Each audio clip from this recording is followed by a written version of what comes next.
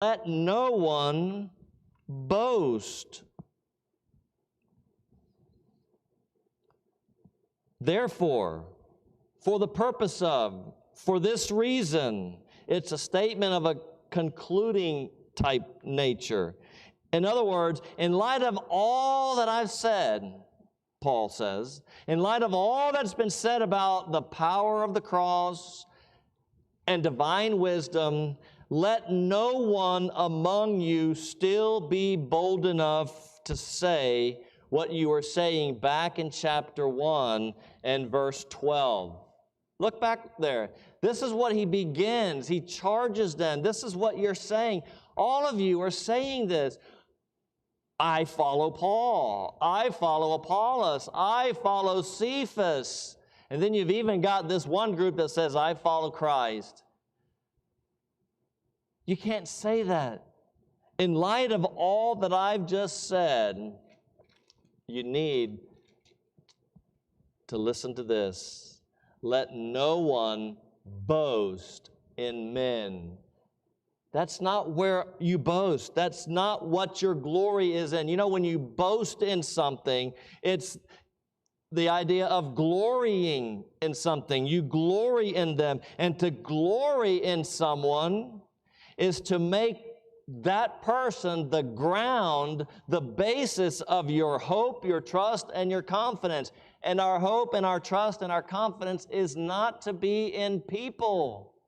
It's only to be in Christ. And they were causing disunity in the church by distorting this truth. And so the Apostle Paul is urging them here, don't boast in people. Why? For all things are yours. Let no one boast in men. It's a command. And by the way, notice, it's to all believers. This applies equally to the leaders and teachers as well as to all believers. No one is to boast or glory in people. And then he explains why, which is really somewhat perplexing. Why not? For all things are yours. What does he mean by that? Well, how are all things yours? How do we possess everything? This is not an endorsement of socialism or communism, okay? This is something much broader than that. It is in the sense that Christ has been given all things as head of the church. You can look at that in Ephesians chapter 1. Christ has received all these things, and because you and I are in Christ as believers, because they belong to Christ, by extension, they belong to us. Why? Because we are beneficiaries. We are heirs. Romans chapter 8 and verse 17 makes this point. And if you're children, then you are heirs, heirs of God and fellow heirs with Christ, provided that we suffer with him in order that we may also be glorified with him. So, as Christ is the heir, and we are in Christ, we are co-heirs, joint heirs with him.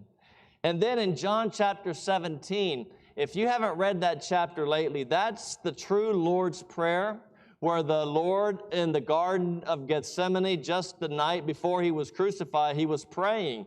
He was praying to his Father in heaven.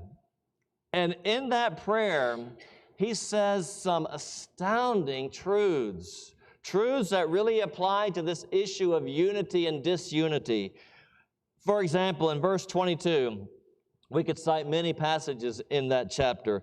But the glory that you have given me, Jesus says, talking to the Father, I have given them, talking about his followers, that they may be one